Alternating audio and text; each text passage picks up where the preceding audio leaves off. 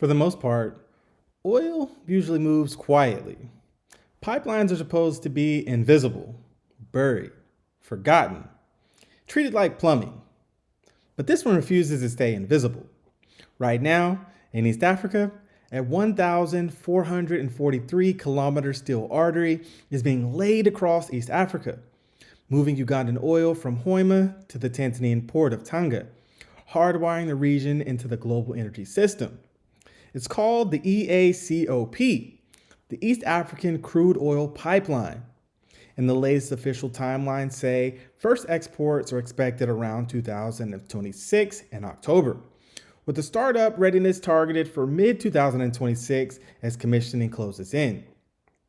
This matters right now because Africa is no longer being asked if it's ready to export energy.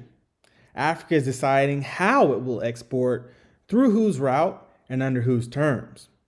Africa's newest oil pipeline isn't just about fuel, it's about who controls the future.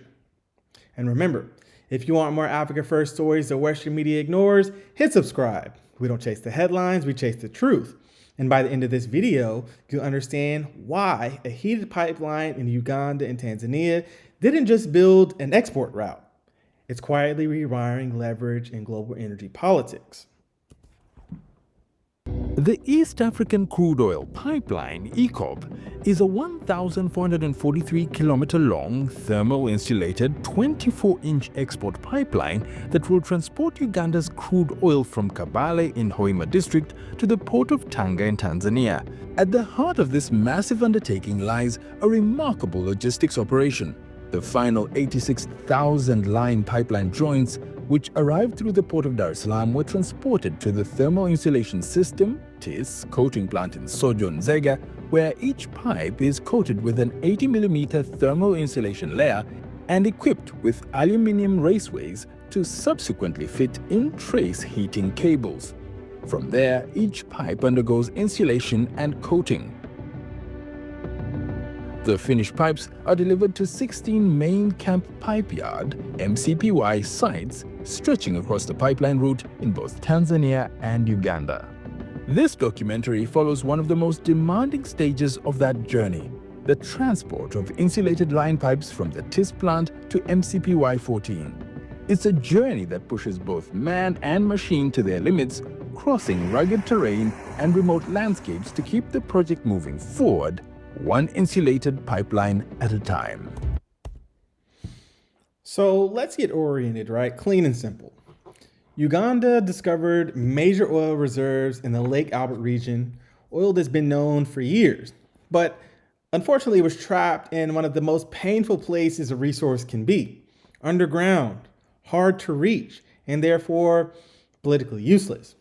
Total Energies describes the Lake Albert resources as over 1 billion barrels, and Uganda's broader discovered resources are often cited in the multi-billion barrel range. But oil underground is not power. Oil you can move is actually power, right?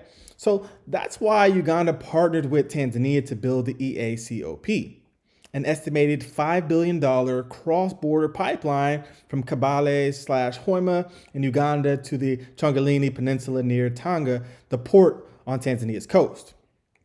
And EACOP is not just long, it's engineered differently than others, right?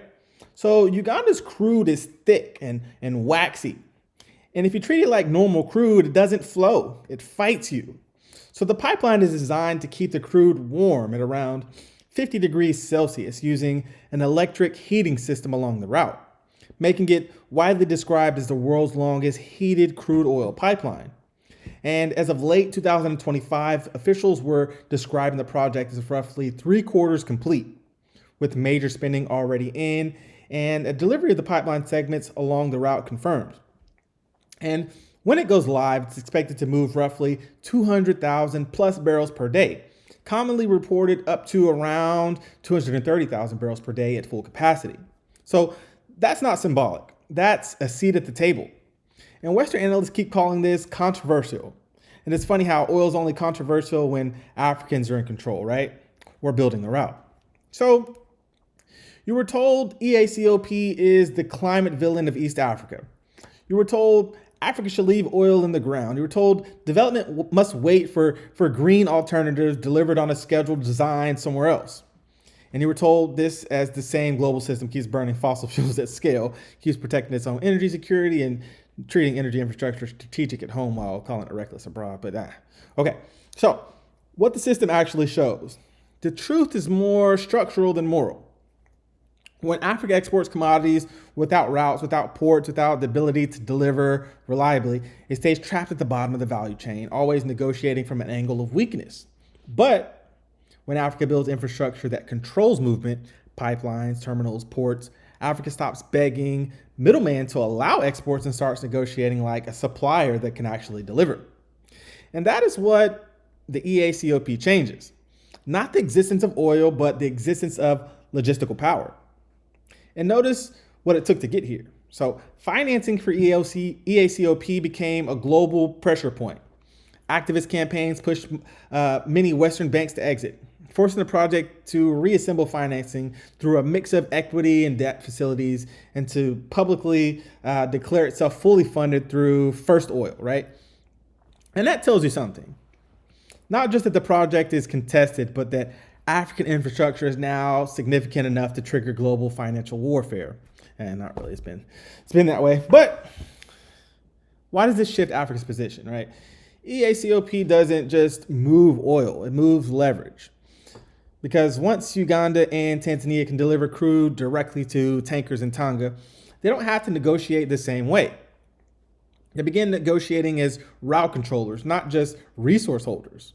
And this builds on what we've covered in previous Africa Power reports. Infrastructure equals sovereignty. No route, no power. No export terminal, no pricing influence. So people are saying Africa must remain poor to save the planet, and that's been signed by so many countries that have burned it in the past. So now let's talk about impact without propaganda, we'll say. So first, economically. A mega project like this pulls entire industries into motion. We're talking welders, engineers, surveyors, caterers, security, transport, local suppliers. Even the official EACOP project messaging frames it as a major inward investment and a value unlocking corridor for Uganda and Tanzania. And for Uganda, the shift is bigger than just jobs, right? Once exports begin, oil revenue becomes a macroeconomic force.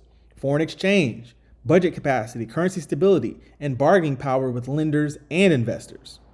That doesn't automatically make a country rich, but it changes the room you're negotiating in. And then secondly, politics and strategy. Tanzania becomes more than just a neighbor. It becomes a gateway, an Indian Ocean outlet for Ugandan crude. And that's not a small identity shift. Routes create alliances. Routes also create influence. And the ownership structure makes the stakes obvious.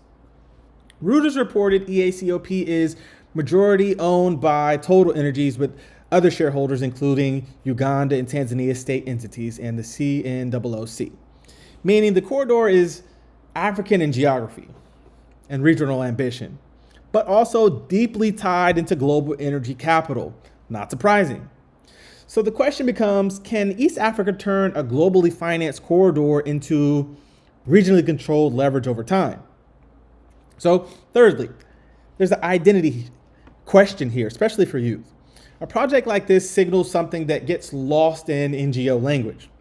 We can build infrastructure at scale, not as fantasy, as steel, and as commissioning schedules. But, and this is where, I have to stay completely honest, power projects also carry social costs, and those costs can't be waved away. The Guardian reported serious criticisms around compensation, resettlement conditions, and treatment of affected communities, with estimates of thousands displaced and claims of inadequate compensation and livelihoods disruption. That matters because sovereignty is not just external, it's internal. And if people feel crushed by the project meant to uplift the nation, that creates a permanent fracture, and fractures are where foreign influences re-enter. So, when Africa builds a road, they call it aid. When Africa builds a pipeline, they call it dangerous. Funny how power makes people nervous. So what happens next once EACOP is live? Well, firstly, East Africa gains strategic relevance. Not because it recently discovered oil. Uganda's oil has been known. but because the region becomes able to deliver to global markets through an African coastal outlet. And delivery is what converts a resource into geopolitical weight. Secondly, the global financial system recalculates. The financing story already revealed the battlefield. Activist pressure, lender exits, restructured debt and equity, and a project that keeps moving further away. Expect more of that, because the real tension isn't pipeline versus planet. The tension is who gets to industrialize, under what rules, and with what timeline. Thirdly, the legitimacy question gets louder. Projects like this survive long-term only if the population believes they are participants, not casualties. Human rights and compensation disputes don't just create bad headlines. They create political vulnerability, and political vulnerability is where external actors gain leverage. So future headlines could read something like East Africa emerges as a new energy corridor. Tonga becomes a key export terminal, or Uganda's first shipments reshape regional economics. But the most important headline will be quieter, whether Uganda and Tanzania can turn route access into local value chains, services, refining capacity, petrochemicals, manufacturing linkages, because exporting crude alone is not the end game, it's the doorway. And if you watched our earlier episodes on ports and sovereignty, this is the next chapter. Africa isn't just exporting. Africa is routing, rerouting, and routing again. So next, we'll look at how energy corridors connect to trade systems, currency strategy, and why global banks watch African logistics more closely than African elections, but then we know the answer to that. So Africa was never lacking resources. It was blocked from moving them. So the EACOP, whether you love it, fear it, or criticize it, proves something irreversible. East Africa is building infrastructure that forces the world to negotiate it differently than they have previously. So, mashallah, that's your Africa Insight for today. Please don't forget to like, comment, and subscribe, because I'm Mr. EmpowerTV. We don't chase the headlines, we chase the truth behind them. This is Mr. Empower, and I'll see you in the next video. Peace.